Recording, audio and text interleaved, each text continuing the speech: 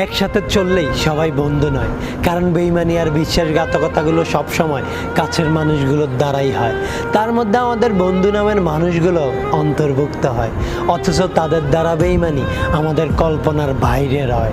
এই দুনিয়ার সবচাইতে খারাপ অনুভূতিগুলোর মধ্যে একটি অন্যতম অনুভূতি হচ্ছে নিজের বন্ধু দ্বারা বিশ্বাসঘাতকতা পাওয়া।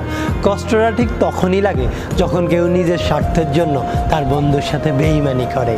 বন্ধুত্ব ধরে রাখাটা এতটাও সোজা নয়, কেননা বন্ধুত্ব ধরে রাখতে হলে উভয়কেই স্যাক্রিফাইস নামক শব্দটাকে মানিয়ে নিয়ে চলতে হয়।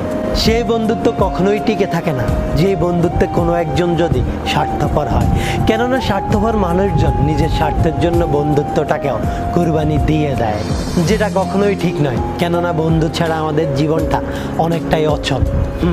বন্ধু মানে হাসি, বন্ধু মানে খুশি, দিন শেষে বন্ধু আমি তোকে ভালোবাসি। তাই কাউকে বন্ধু বানানোর আগে ভালোবাসতে শিখুন, আর সেই ভালোবাসাটা মুখে নয় মন থেকে হওয়া চাই। যেই ভালোবাসার স্বার্থপরতার কোনো জায়গা নাই। কিন্তু আফসোস, আজকাল রিয়েল বন্ধুত্ব পাওয়া খুব কঠিন। চারদিকে শুধু ফেক মানুষ দিয়ে ভরা, সবাই নিজের স্বার্থ নিয়ে ব্যস্ত, কিন্তু তারা এটা ভুলেই যায় দিন শেষে স্বার্থের উপরেও একটা সম্পর্ক রয়েছে, আর সেটা হলো বন্ধুত্ব।